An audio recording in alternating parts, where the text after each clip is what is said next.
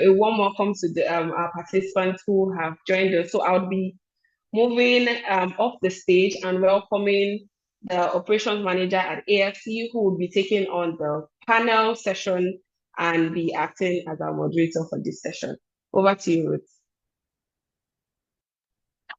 Okay, thank you very much. Good afternoon, everyone, or good morning or good evening, depending on where you're joining from. Thank you, Anna, for that warm introduction, and thank you, everyone that has been introducing themselves from the beginning of this session. We are happy to have you from all over the Western region of Africa for our Agri-Food webinar series. And we all know that we're all busy, and so we're just the conversation, jumping right to the discussion that we have today. Thank you everyone for joining us. And we want to also thank our panelists for joining us today to lead this conversation around agri-food value chains, building sustainable, profitable, and equitable models. I'm sure that we're all ready to not just listen to their insights and listen to their expertise, but to also contribute through our comments, our questions. So we'll encourage you that even as we introduce the panelists and we talk about, the subject and the topic for today, that you also bring in your comments, bring in your suggestions, bring in your insights, and even your questions. We'll also have a question and answer session after the discussion. So please bring your pen and papers like Anna had said earlier, and so that you can, glean from the insights and also share your comments. So I want to welcome our panelists who you can see them here. Isaac Aguirre is our first panelist for today, and he's an agripreneur and educator with 15 years of experience in agribusiness. As a CEO of Showboy Farms, he specializes in vegetable production, seedling operations, and crop production. Recognized for his impact, Isaac was named the overall district best farmer for Twifo Ati Mokwa, Ghana, in 2020, and the best agriculture teacher in 2023. He's passionate about empowering the next generation, and he leads Showboys Foundation, where he trains youth and women to become successful agripreneurs. With his expertise in agribusiness and commitment to education, Isaac brings valuable insights into fostering innovation and sustainability in Africa's agricultural sector. Isaac Aguirre, you're welcome. We want you to indicate, and we want to see your faces now. So if you're in the room, please indicate. You're welcome, Isaac. Our second panelist is Dana Mayaki. She's the CEO and co-founder of Agri-Arch Limited, an agri-tech company that digitizes key agricultural processes. She's a pharmacist by training, but Dana has extensive experience across health, logistics, and technology. She holds blockchain technology, management accounting, and value chain management certifications. Over the past 5 years, she has focused on managing investors and combining her agricultural, finance, and technology expertise to establish Agri-Arch, a fellow of the leading African Women in Fellowship and featured in the Rising Women Series 2023. Dana is committed to driving efficiency and progress in Africa's agricultural sector through innovation. Let's give a warm welcome to Dana Mayaki. And last but not the least is our third panelist for today. Our third panelist is Saliu B. Bangura. He's an innovative expert in cassava value addition, focusing on food and nutrition security. As a founder of the Dibia Agricultural Helpline, he has successfully built a thriving agribusiness in food production, processing cassava, palm oil, and rice. DAH, that's Dibia Agricultural Helpline, is a leading brand in Sierra Leone, renowned for transforming cassava into flour, gari, and confectionaries. He's a best-selling author and international award recipient for entrepreneurship.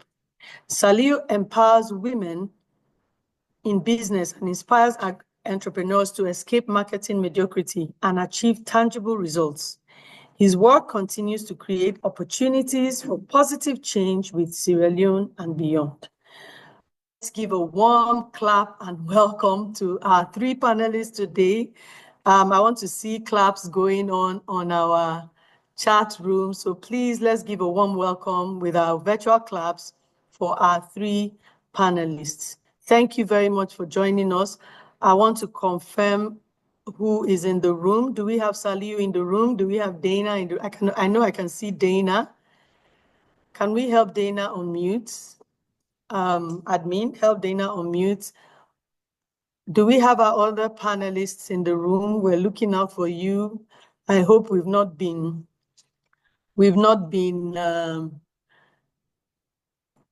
jeopardized by technology.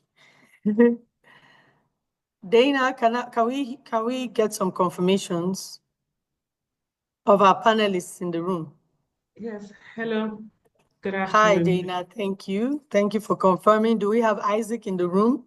And Saliu, kindly confirm. Admin, please kindly help us support them in unmuting because I know that might be a challenge. But if not, we're going to join into the conversation with the panelists that has confirmed in the room. Do we have other panelists confirming? Anna, can you help me confirm which panelists are in the room so we can start the discussion?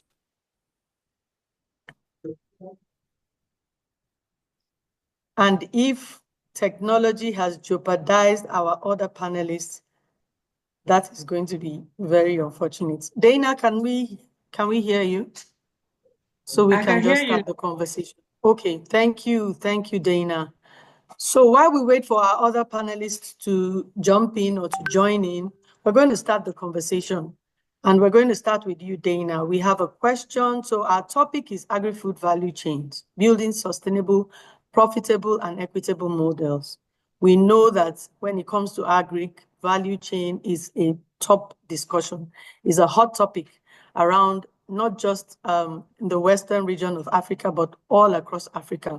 And so today we want to deep dive into the conversation and see how it's possible for us to build those sustainable and profitable models that can drive or strengthen our value chains in Africa. So I'll just be starting with like an introductory question, by asking you, what are some of the challenges in building sustainable agri-food value chains? And how can they be addressed? So if you can just summarize, because you've been working in the field and we know you've gained a lot of insights as to what the challenges are. If you can help, in summary, describe some of these challenges and some of the solutions that you have in mind to address the challenges around the sustainable agri-food value chains. Dana. Yes, so good afternoon, everybody. Good afternoon. My name is Dana Mayaki, and like I was introduced, I'm the CEO of Agriac. So I'll just jump right into it. When we talk about key challenges in building a sustainable agri-food value chain, a lot of people think that they know about the challenges, but really they don't have an in-depth knowledge. So lack of knowledge is for me, is the baseline for as one of the challenges that we face. And because knowledge, especially because there's lack of data. So people don't survey the market as much. They just go in to provide solutions based on perceived disadvantage that they have seen in the market. So lack of data leading to lack of knowledge, and then lack of research. Because when the problem is not understood, solution is very far from it. And then you see yourself reiterating and bringing different solutions that have failed over and over again. Another thing is the lack of infrastructure. We all know that we have a crippling infrastructure in Africa, and this is a nightmare because it really reduces the efficiency across the value chain. And when you talk of value chain, you want to talk about supply chains. And when you talk about supply chains, you want to talk about logistics, and you want to now talk about road infrastructure. So first of all, in some areas, there's no road infrastructure. There's hardly any network infrastructure. There's hardly any network infrastructure to enable communication and expose the market and invite investors. So lack of infrastructure is also part of it. Then obviously, because there's limited infrastructure and limited knowledge or data on the market, there's limited finance because people really don't know where to plug and play, and it's a bit vague and fragmented. Right. So that fragmentation causes a lot of disadvantage where there's limited access to anything, whether it is markets, whether it is grants, whether it is finance, whether it is opportunities. So the fragmentation goes a long way to cause that hindrance, and that's part of the disadvantages. Again, another thing is policy and regulatory bottlenecks. Obviously, because there's no infrastructure, even the policies are not well directed because there's a lack of knowledge and no data. So everything links to everything to help that sort of like forms a greater challenge. But then when we begin to break these challenges down, I think we can move forward with a solution.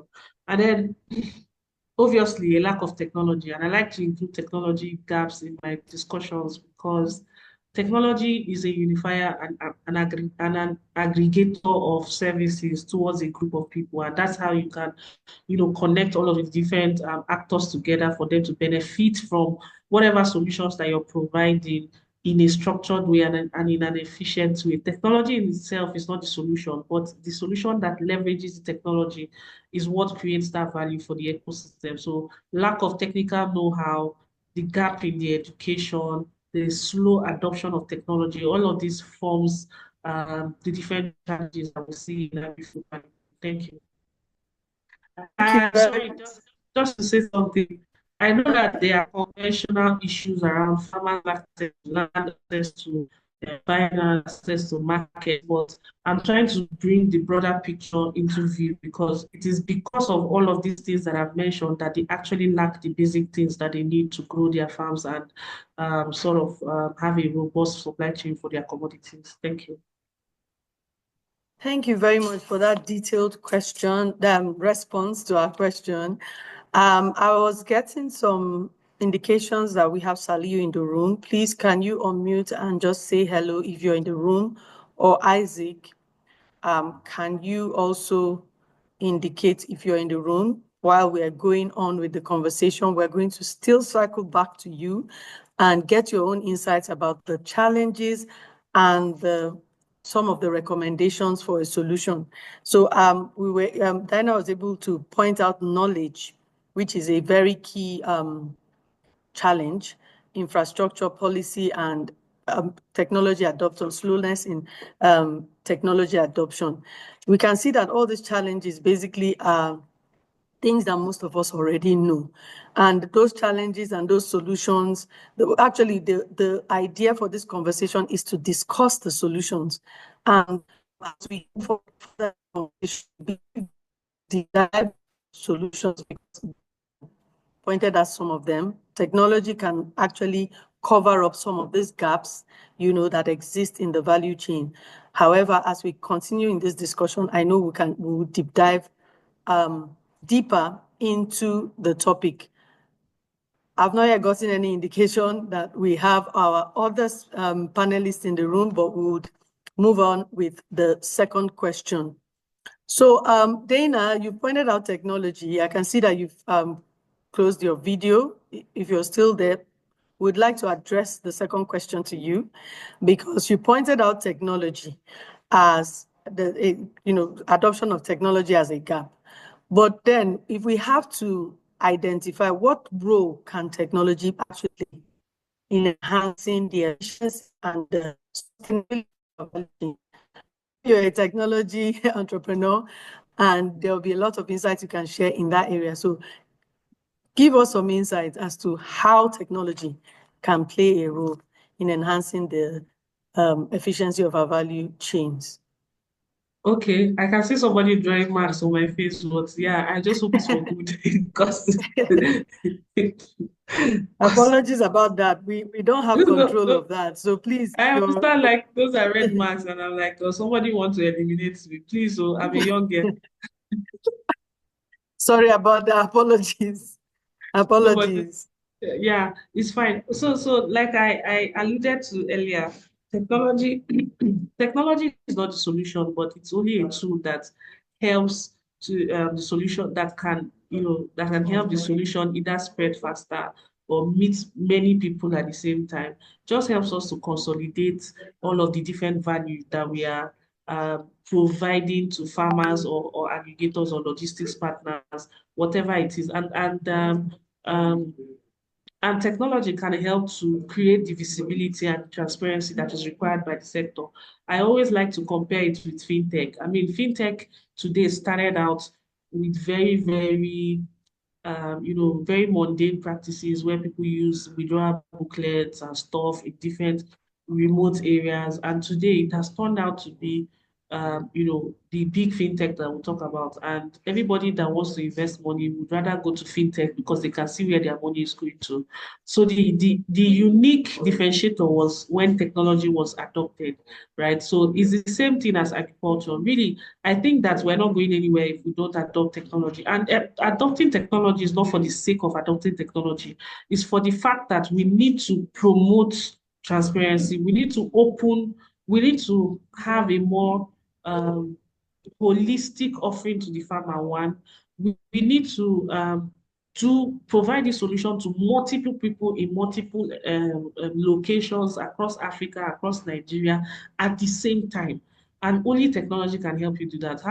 I mean, even using Excel sheets is a level of technology, right? So even if you're using Excel sheet, there's just so much or so little that you can do. But that's also an advance, compared to the way agriculture is. That's also some form of technology that you're using to organize your processes. But then taking it a notch higher to probably create something that obviously is user-centric and can be used at the level wherewith the farmers or whichever customer segment that you're addressing in the value chain is, then this is why technology is here. So that transparency, that ability to help dispense your services to many people at the same time, create the visibility that is required. Because the truth is that we would keep complaining in agriculture, except there's transparency and there's visibility for people who have the money to invest in it. As long as there's a vagueness and a blurry, it keeps being a blurry ecosystem without any adoption of technology, we will frustrate the involvement and the investment of finance and any serious financier. Last year or 2 years ago, there was a survey that only about 3.8% of bank funding goes into agriculture.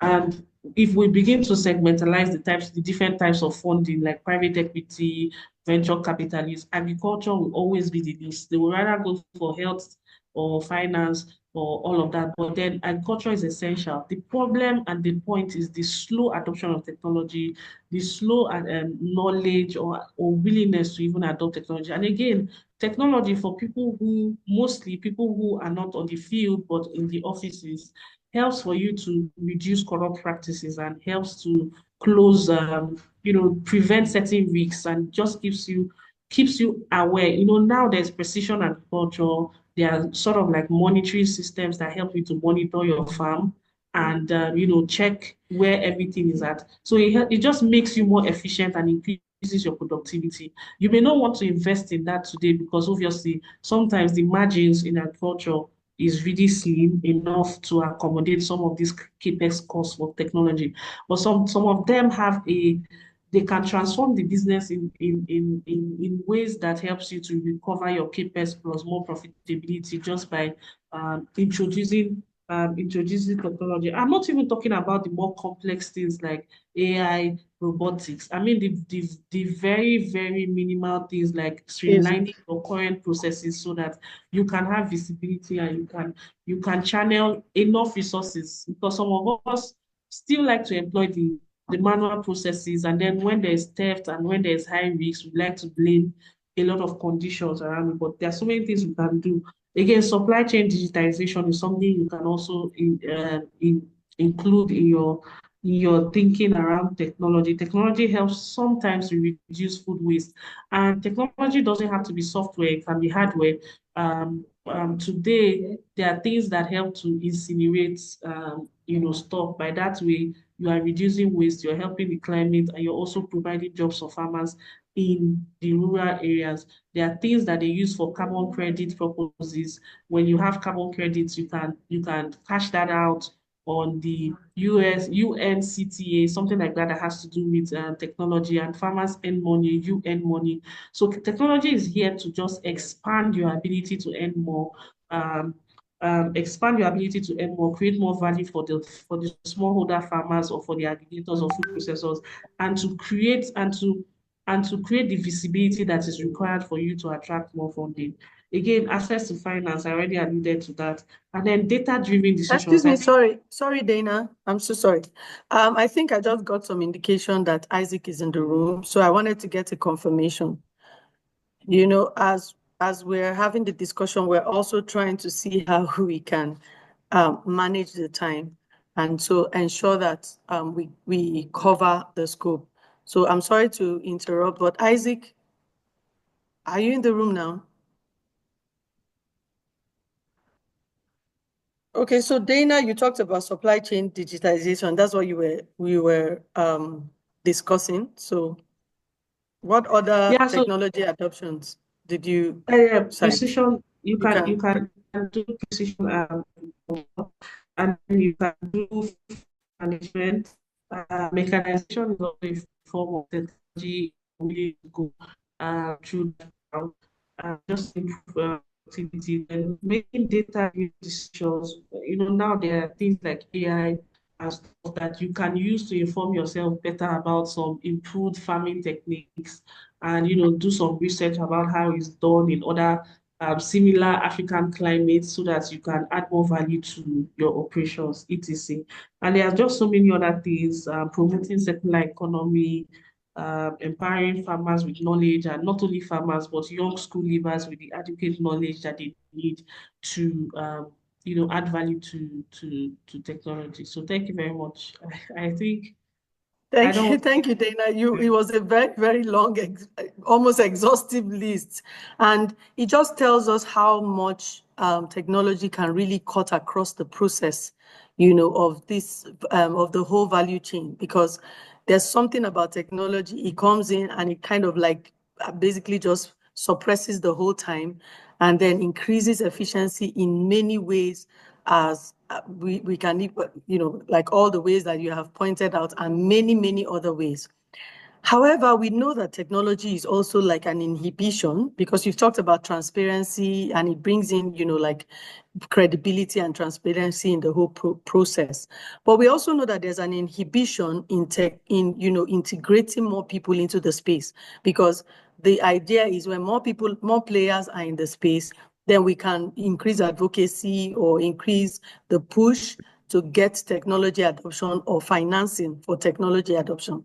So I wanted to ask Isaac, because I'm not sure, I asked for him to indicate if he's in the room, but I got some indication from the team that he's in the room. So Isaac, if you can hear me, we want to know how smallholder farmers or different other classes of people can be integrated into sustainable agri-food value chains. How can we integrate more players into that value chain, and what benefits can they derive from such integration? I know that you are doing a lot with school children, youth especially, and women, bringing them, integrating them into production and processing value chains. So how are you doing it, and how can more people, or smallholder farmers, youth, whatever class of people, be integrated into the value chain? Isaac, are you there? Are you there? Can you hear me? If we can, he might probably be having. I can hear you. Okay, yeah, thank you very much. Yeah. Thank you, Isaac, for confirming. So I hope you heard the question, because we're trying to understand, how you can integrate more players into, sustainable value chains. What benefits also can they derive from that integration? Okay. Can you hear me now? Yes, we can hear you. I can hear you. Good afternoon. Yes, sure good afternoon to everyone here. Good afternoon. Yes, in fact, looking at agriculture in Africa is something that we should embrace so much. Without agriculture, no nation can develop. So every nation development depends on agriculture. And how we can ensure sustainability is we have a lot of factors that can contribute to achieve a sustainable agriculture. You see, everybody eats in our nation, in our country. Everybody eats. No matter your position you have to eat. No matter your qualification, you surely eat. So if you eat, then we need to ensure that agriculture is so sustainable in our country. Looking at our agriculture, for instance, you see, when you take the average, the youth who are into agriculture in Africa, they are very, very few. It means that consumption is higher than production. That is why the prices of goods are very, very high. And the things that we are supposed to put in place to motivate the youth, to motivate people to go into agriculture are not there. And for that matter, we are facing food crisis in our nation. So things that we can do to bring or to sustain our agriculture in our nation is that, one, there should be a mass education. Education should go, mass education, because formerly our elders tell us that, oh, because farming is for poor people. Farming is for poor people. That is why whenever a child is growing, he thinks that farming is not a lucrative work. So we need to erase that perception from our children, because all those, the youth were like a child. So if they have that in mind, that farming is for poor people, and for that matter, when you go to farming, you are not going to be rich. I tell you categorically that I am a teacher, but I have invested a lot in agriculture.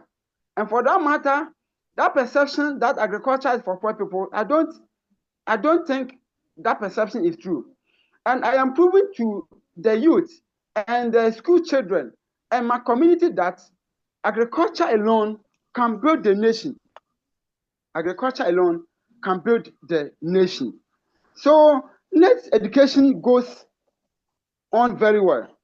Education in schools, because if the child are not aware, or we don't teach them the importance of agriculture right from the basic school, they have things in their mind that, oh, when I go into agriculture, oh, I'm going to be poor. So the child will not be willing or eager to go into agriculture. So let education goes to the basic schools, and we should teach the children, because the children eat even more than the adults. The children, they even eat more than the adults. So why are we not teaching our youth and our children that agriculture is the backbone of every nation? So let education go to our young ones who are coming. Two, there should be a community forum. There should be a community forum. That forum will purposely for the agriculture. So we are keep saying that production doesn't end. It ends at the consumption stage. So if a farmer produces a food, it doesn't end at the production stage until it reaches the final consumer. So if a farmer produces something and it doesn't go to the consumer, it is not production. So we should start to bring some connection between the farmer and the consumer. By so doing, there should be a forum, education. There should be a forum in community base, and start to educate them how we are going to sustain our agriculture. We should engage the youth in every community, because in cities, we don't farm in cities, we farm in villages. Because in cities, the land there are not for agricultural purposes, it's for building purposes. But in villages, we have enough land there. So when we group them, we have community youth farmers over there, then we try to educate them, give them more insight about agriculture. And by so doing, we increase production. We increase farmers in every production, every community, so that they can able to produce more. And the third one, if you want agriculture to be sustainable, there should be a mechanization. Africa, we are not good at mechanizing our agriculture. It is manual. So if mechanization will go on very well, then the youth will be willing to go into agriculture. So if mechanization will be put in place, we have machine, combine harvester, we have planters who will be doing our major work for us. It means the youth, we are not going to use our manpower to do more, simply because machines are there who are going to farm for us. So that is another way of also doing that. And the Thank you, next Isaac. Isaac. Yes, sir. So we're also trying to work with time, and I know you have a lot of ideas. However, you know, we are looking at our time, and we're also looking because we have some other questions to address. So I can see that you've cited education as one key strategy for incorporating or integrating more people into sustainable value chains. But one thing I pick from what you said is involving more people, involving the youth. If more people are involved, then we can build a sustainable model, because the increase of production will result in, you know, increase of sustainability. And that's a very key point, talking about mass education, talking about making it, you know, making the perception of agric or the brand of agric look attractive to the youth by bringing in technology and mechanization.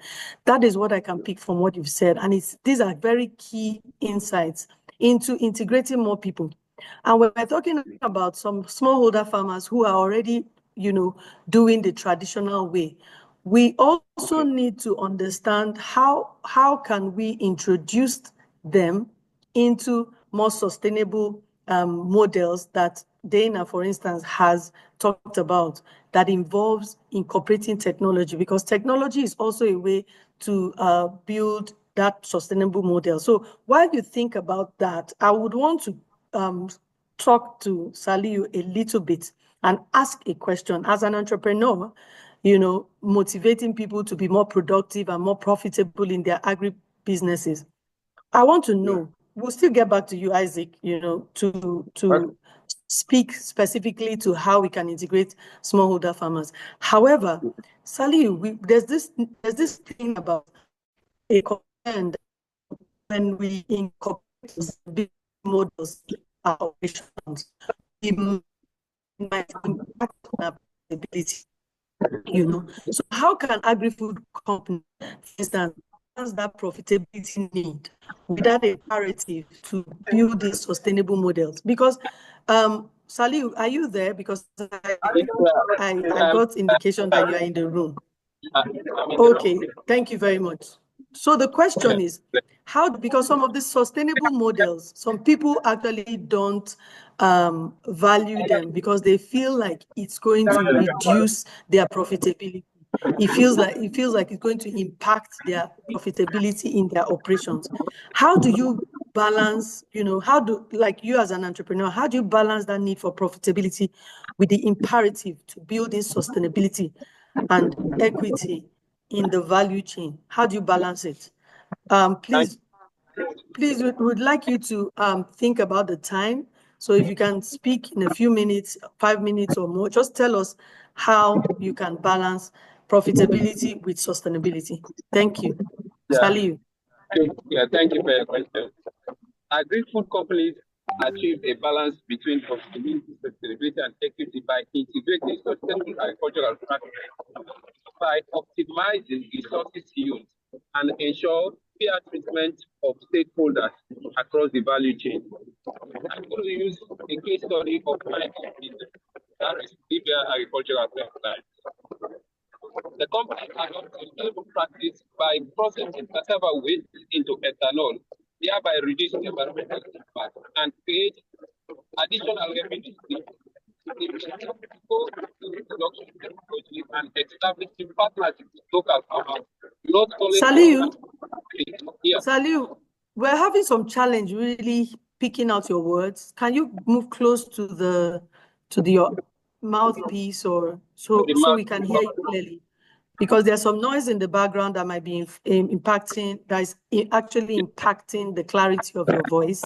So if you can reduce the noise or speak directly into your mouthpiece, I think it will enhance the quality of your response. Thank you. Hear me clearly now. Can you hear me clearly? I think it's clearer. Thank you. Yeah, I think food companies can achieve a balance between profitability and sustainability and equity by integrating agricultural practice, sustainable agricultural practice, through by optimizing resource use and ensure a fair treatment of stakeholders across all the value chain is one key area. I'm going to use my organization as a case study upon this question that you asked me. The Agricultural Helpline adopts a sustainable practice by processing cassava waste into ethanol through by reducing environmental impact and create additional revenue stream. We also invest in an eco-friendly production technologies and establish a partnership with local farmers, not only to enhance their profitability, but also support smallholder farmers, ensuring equitable value distribution. Furthermore, we adopt a fair trade policy and align business strategies with environmental and social governance.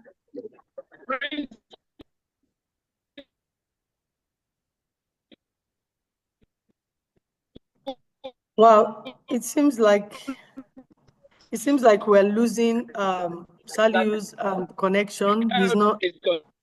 Hello, Saliu. Economy, locally and internationally, through by what? Social. Can you hear me? So it's been very difficult picking out what you said, but from what you said initially, you talked about incorporating sustainable agricultural practices into operation by optimizing resources. And I just want to put a finger on that to say that is actually a key way to balance profitability. I'm sorry, Saliu, but just background noise is difficult for us to hear, but I was able to make out some of the things you were saying. And you were giving an example from your own operation about how you optimize your resources, how you use waste, and you can incorporate waste back into your operations to drive costs low. Actually, what you're talking about is directly on point, because it's something that one of the programs, for instance, that we offer to our entrepreneurs is the Building Resilience Against Agricultural Climate Shocks. Building resistant, the BRACE program, which helps our entrepreneurs to incorporate sustainable practices in their operation. And really, that's a key way to balance profitability with sustainability. Because sometimes some people drive for sustainability and you're saying, oh, let's put in sustainable practices, but a lot of people feel like these practices are introducing more resources rather than helping them optimize their resources. But with the understanding, like Dana said, with the knowledge and understanding that sustainable practices actually drive waste down and then can actually increase profits, would actually help the people, those smallholder farmers or whoever, all the players that play in the field, to incorporate these models, to embrace them. So thank you very much. I don't know, but because of the way the feedback is coming and the breakout, most of what you said, but you started to talk about your the example from your operation about ethanol and in cassava production. We didn't quite get that. But if you can also use the chat box and maybe drop some of the thoughts and insights, we can read them out while we go ahead, because it's really, really difficult to hear you. It's really, really difficult to hear you. So I would want to, because the time we've really moved ahead with time, but I want to quickly cycle back to Isaac to complete his thoughts about incorporating smallholder farmers. And Dana would also want to hear what are your thoughts about incorporating smallholder farmers into the sustainable value chains, because there are lots of smallholder farmers that are, producing, they are processing, but they are not really playing sustainably. They're not really practicing sustainably. How can we integrate them? How can we integrate it, particularly smallholder farmers? Isaac, please share your thoughts in a few minutes, 1 or 2 minutes. And Dana would also like to hear your thoughts about that integration. Yeah, thank you very much. Thank you very much for this question. As you said, we have a lot of farmers, smallholder farmers are doing fantastic work in our villages, in our communities. But you see, they are not being recognized. And for that matter, making agriculture sustainable in our area is very, very low. So we need to create a conducive market value. Markets, they produce a lot, but the markets are not there. So if you don't have markets and they produce, and most of our crops are perishable goods. Most of our crops are perishable goods. Tomatoes, garden eggs, okra, those things are perishable goods. So when they produce and the markets are not there, it will not even encourage them to produce more. So to make a sustainable agriculture, we should create a good market for them. So when the market are there and they produce, when they take the market, because every business person or every farmer is trying to maximize profits. So after production and the markets are not there, they are not getting any profit out of their production. It means it won't encourage them to produce more. So they should create some good market for them, and it will also help them. Thank you very much, Isaac. Thank you very much, Isaac. So creating markets is a way to integrate them, to encourage them to be integrated or to come into those sustainable value chains. You also said something about supporting them.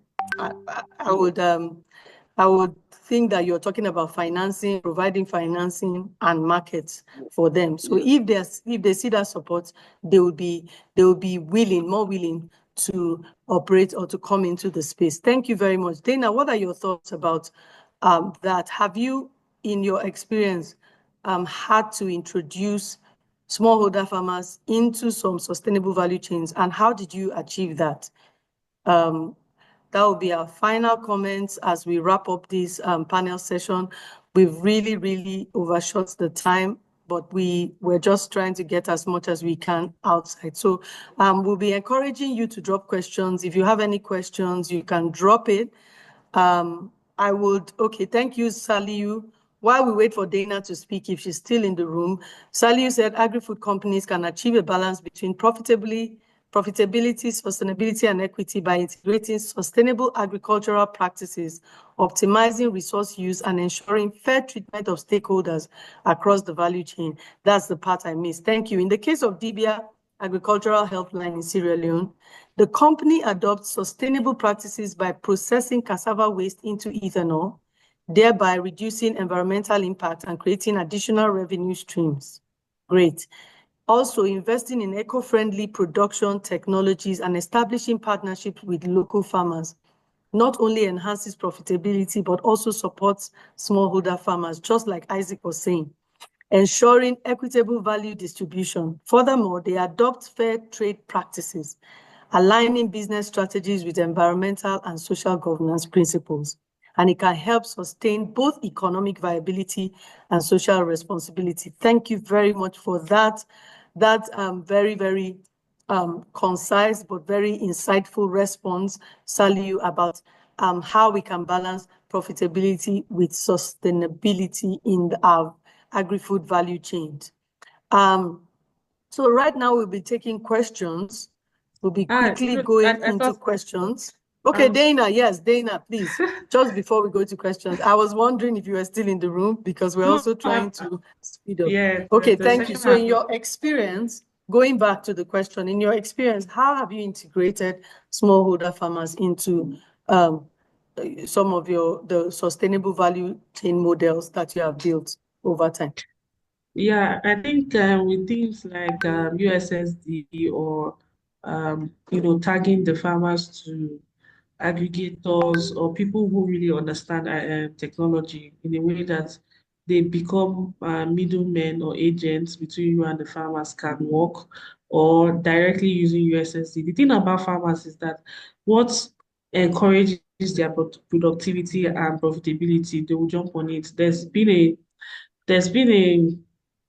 an impression that farmers cannot use technology, but most of them today use feature phones to interact, to call their children, to do stuff. So if they see that whatever value that you're giving them, or the product has been structured in a way that is easy for them to understand, obviously you have to invest in training, capacity building, and also invest in making it easy for them to understand, both from a language perspective and from a feature or functionality point of view.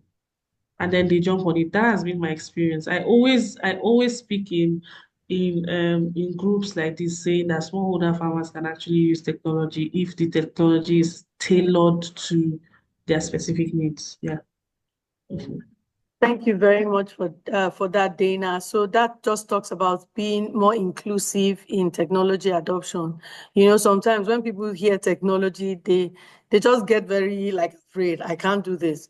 But we've seen a lot of examples where, like you've just pointed out, where technology is simplified, where the language is actually simplified for the farmers to adopt. And that's really great with what Agri is doing. I want to. Okay, I want Isaac, you to. have some thoughts. Yes. I want to. Okay, You said the final thoughts. benefit. Yes. When agriculture is so sustainable, the benefit of it, the benefit of sustainable agriculture. One thing is, when the farmer produces, the agri-value chain goes far. The one who will buy, the aggregator, the one who will sell, the full vendors. You see, it creates employment. It creates great employment, because when you go to market, all those over there are being employed by a farmer, because a farmer produces the crop at the farm, and when he takes it to the market, look at the branches of the agriculture. So when the agriculture is sustainable, it will reduce unemployment rates in our country, no matter what you do. So that is one of the advantages or the benefits that sustainable agriculture can bring to the nation. Thank you very much, Isaac, for putting and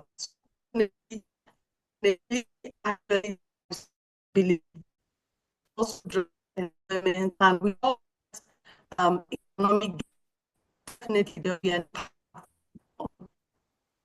of the economy. We can focus on more people building more sustainable models, building more established, profitable models. These models and these value chains can actually drive the economy in the long run. We have some people raising up their hands for questions, I think, but we would want you primarily to use the chat section, the chat box, to ask your questions. But we'll give Gabriel a chance to just unmute and ask your question. I don't know if it's a question or a comment you want to make. Kindly just quickly in 1 minute, please ask your question or make your comments so that we can bring this to a wrap, or we can take other questions. Thank you.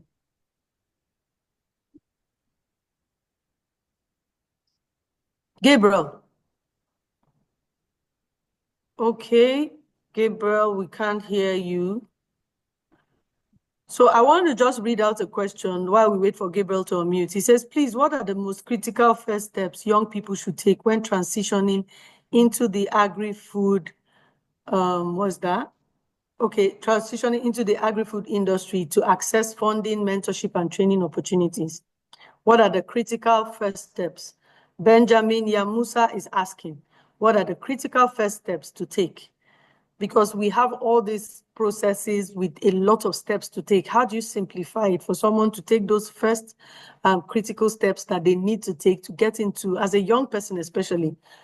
Isaac. Yeah, Thank you very much. And one thing I want to also tell our farmers and our agribusiness is that you need to brand your products. Branding is one of the key factors. So branding, you have to register your farm, put all the parameters in place, documentation, everything. Because some people are doing fantastic work, but when you ask them any document about their product, they won't give it to you. And if anybody wants to help you, you can't just tell him, I'm doing this, I am doing this. So what shows? So if you want to get support, financial support, grant, whatever, you need to, one, put all those things in place.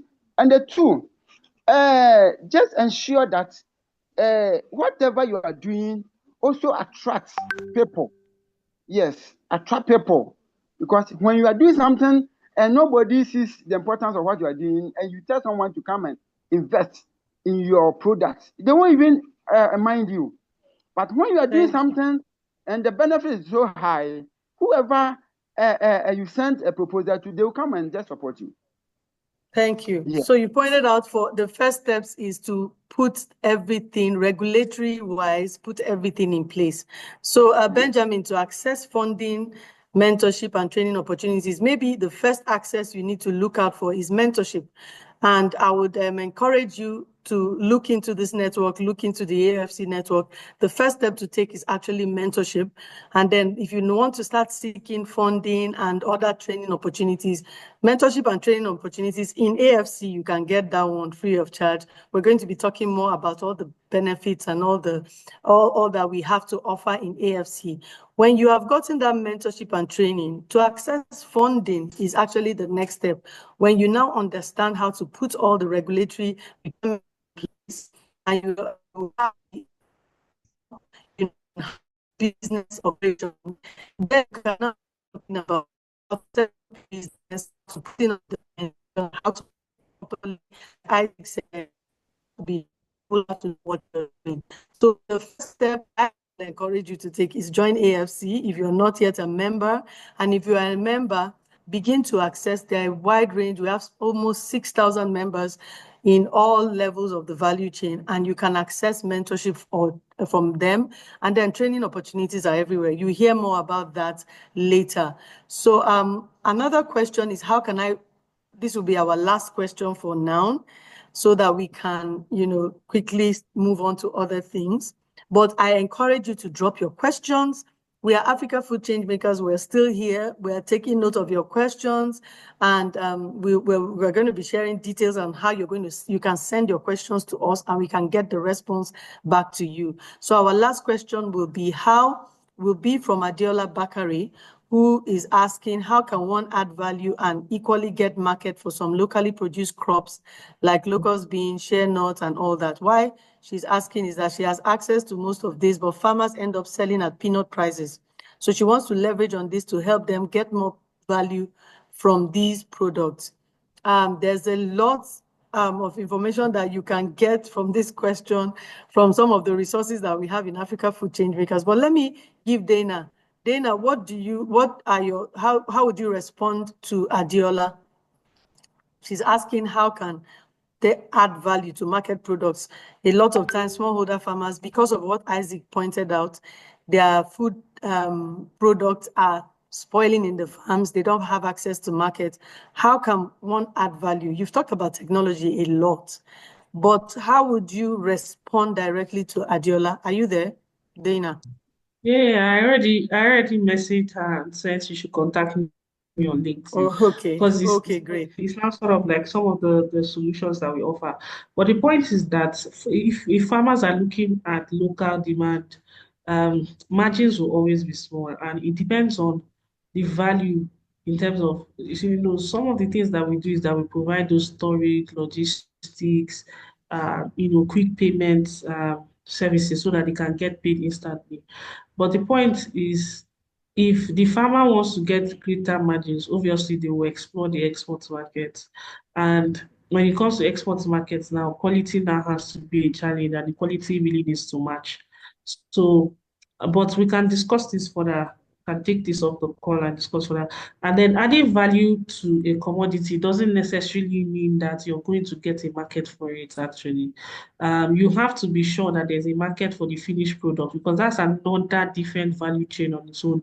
You have to do a lot of marketing and partner with school, either very big chain retail stores, or you have a customer base that actually needs these things and not just hawking it on the street. So there are a lot of factors that are involved before you now turn it into a business. And processing for locust beans is different from shea nuts, it's different from potato, it's different from cassava, it's different from corn. So it depends on really the low hanging fruits and how you can start today. But we can work around it. Thank you very much. I even like your response, the way you've already contacted her and you've begun to respond. That is how it works in Africa Food Changemakers.